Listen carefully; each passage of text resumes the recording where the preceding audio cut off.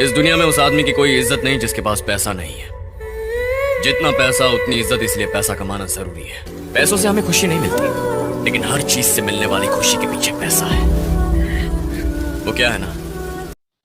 इसलिए मैं असम छोड़कर बेंगलोर में जा रहा हूँ, क्योंकि मुझे पैसा क्या बात है सर, क्या बात है सर, क्या बात, ये बात है।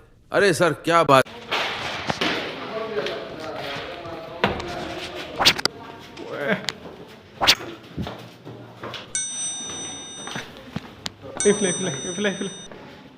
इधर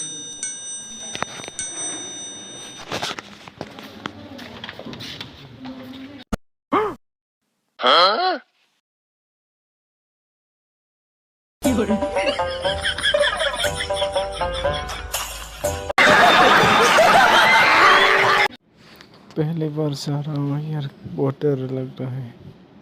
पता नहीं क्या होने वाला है आगे जाके। खत्म, बाय बाय, टाटा, गुड बाय, गया।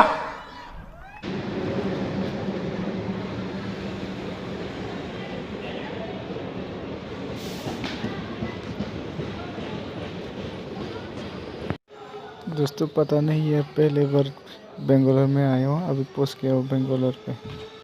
कौन है ये लोग? कहां से आते हैं ये? इनके पास ना रहने को घर है, ना रोजगार है, ना पैसा है,